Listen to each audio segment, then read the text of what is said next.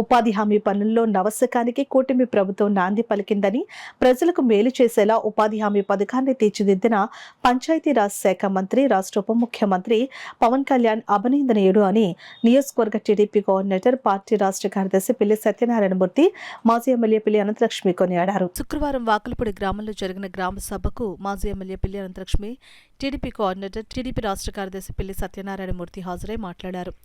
గ్రామాల అవసరాలు తీర్చడం, ప్రజలకు మౌలిక వసతులు కల్పించడం, గ్రామీణ మౌలిక సదుపాయాలు, నీటి సంరక్షణకు సంబంధించి 49 పనులు, వ్యవసాయానికి రైతులకు సంబంధించి 38, మొత్తంగా 87 పనులను ప్రభుత్వం గుర్తించిందని, వాటికి 4,500 కోట్ల రూపాయల నిధులు మంజూరు చేసిందని అన్నారు.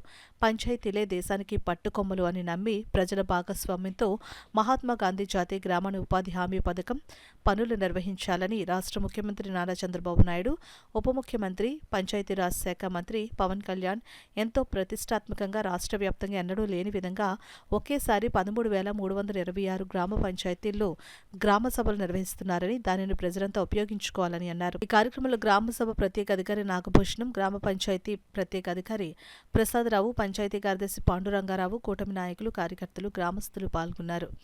అందరికీ తెలియజేయాలి. ఇప్పుడు చేసింది ఎన్ని కార్యక్రమాలు కూడా మీకు పేపర్ ద్వారాగా, అవసరమైతే మీ ప్రజాప్రతినిధుల ద్వారాగా కూడా మీకు వస్తాయి. మీకు ఏమేమి కావాలని మీ నాయకుడికి ఇచ్చారు, మీకు ఏం వస్తువులు కావాలి, ఏ పనులు కావాలనేది మీరందరూ కూడా చేసుకోవచ్చు అని చెప్పి సభాపంగా మీ అందరికీ కూడా తెలియజేస్తా ఉన్నా.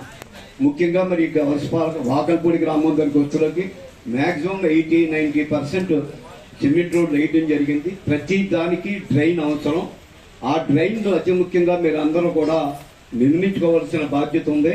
మరి డ్రైన్ నిర్మించేటప్పుడు కూడా ఇప్పుడే మన శ్రీనివాస్ చెప్పినప్పుడు మెయిన్ డ్రైన్ ఏదైతే ఉందో దాన్ని బయటికి అవుట్లెట్ బయటికి వెళ్ళే విధంగా ముందు రూపుదిద్దాలి. కానీ ఎవరో అడిగారని చెప్పి ఆ ఇంటర్నల్ రోడ్డు పక్కన డ్రైన్ నిర్మించి మరి ఆ డ్రైన్ నిర్మించిన తర్వాత బయటికి మురుగురికి పోవటం వల్ల వచ్చే ఇబ్బంది అక్కడ ప్రజలకి చాలా ఇబ్బందికరమైన పరిస్థితులు ఏర్పడుతూ ఉన్నాయి. మేము చూస్తూ ఉంటాం. మీరు డ్రైన్ కట్టారు, నీరు మా ఇంటికాడి నుంచి రాగటం లేదు, దీనికి మీరు సమాధానం చెప్పారంటే అని అడిగే పరిస్థితులు కూడా వస్తూ ఉన్నాయి. అటువంటి పరిస్థితులు రానియకుండా ముందు అవుట్లెట్ని ఏదైతే గ్రామ సభలో ఇప్పుడు ఇవాళ సూచించాడో నాయకుడు, దాన్ని అవుట్లెట్ని ముందిచ్చి ఈ వాకలపూడి గ్రామంలో ఉన్న అన్ని డ్రైన్లు కూడా ఆ డ్రైన్ కన్సర్న్ చేసి బయటికి వెళ్ళే విధంగా చూడాలని చెప్పి మిమ్మల్ని అందరినీ కూడా